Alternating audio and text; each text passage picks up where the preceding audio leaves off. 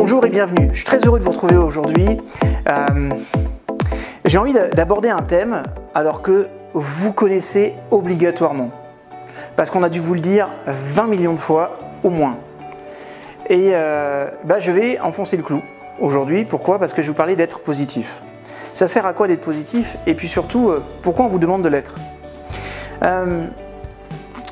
Il y a un lien naturellement avec les neurosciences et ces dimensions d'être positif. Pourquoi? Parce que en fait, on va très vite se rendre compte que le cerveau ne perçoit pas la négation.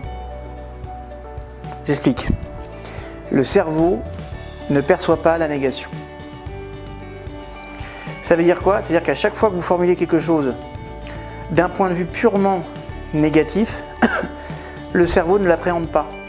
Il est obligé de le voir, de le concevoir.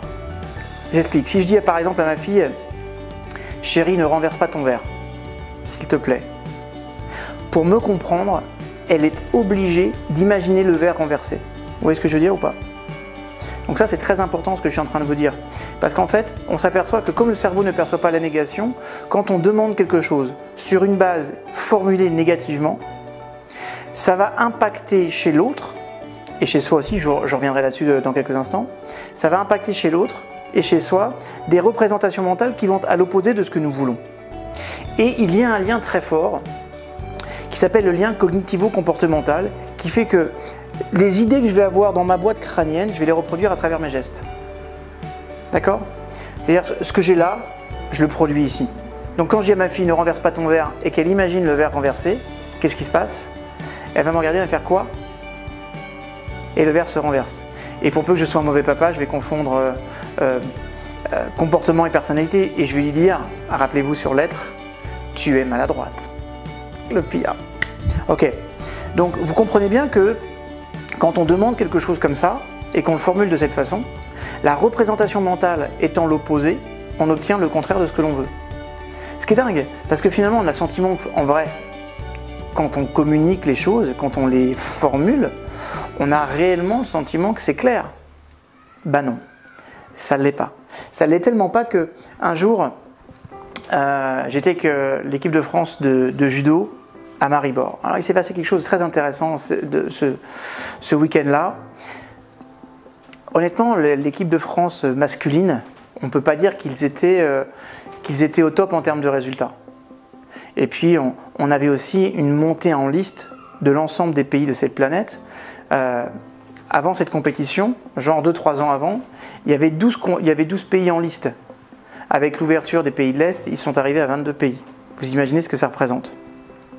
Et donc il s'est passé quelque chose, c'est que les hommes n'ont pas fait de super résultats. Alors les femmes, elles cartonnaient, comme d'hab, mais les hommes, c'était pas le meilleur des championnats.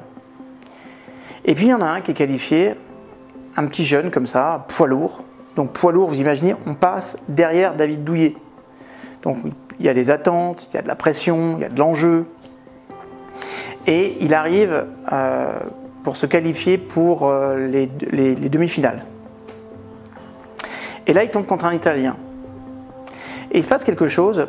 Stéphane Treno, qui l'accompagne, qui le coach à ce moment-là, qui est le capitaine des entraîneurs, se met au bord du tatami et attend, parce que je ne sais pas si vous le savez, mais en judo, les entraîneurs sont au bord et donnent des conseils.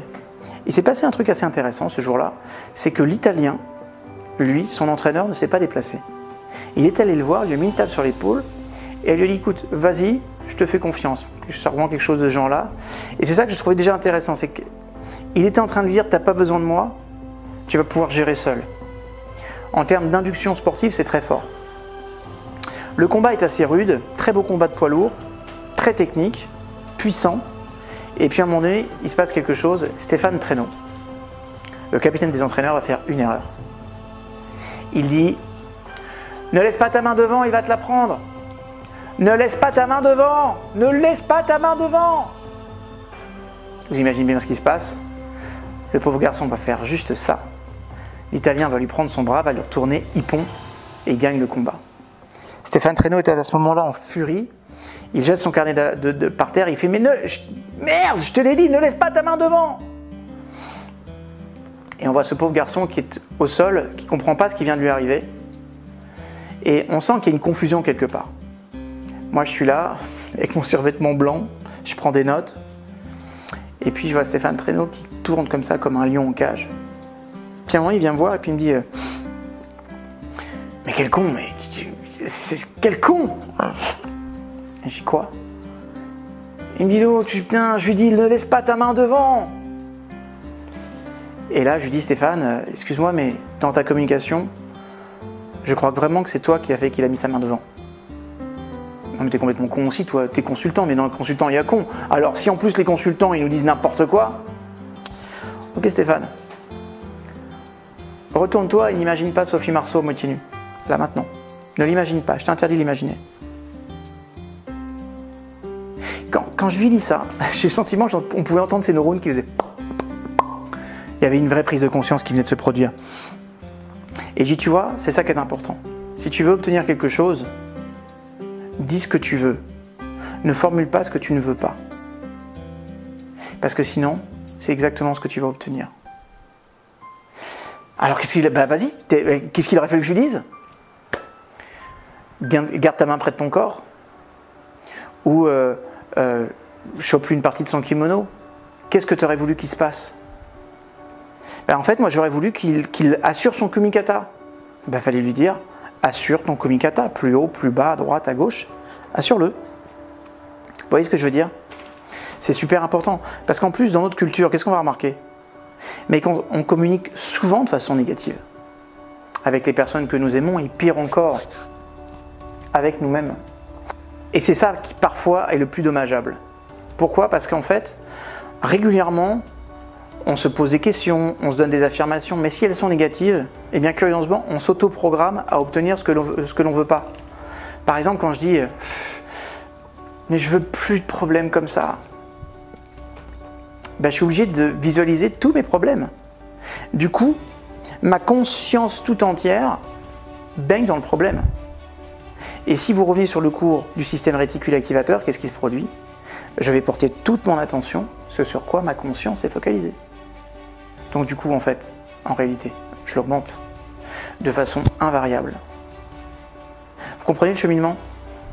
C'est la raison pour laquelle il faut être positif. Être positif, ça ne vient pas simplement d'un trip post-New Age en disant, vas-y, en fumant un gros pétard, il dit, écoute, prends, c'est bon et sois positif.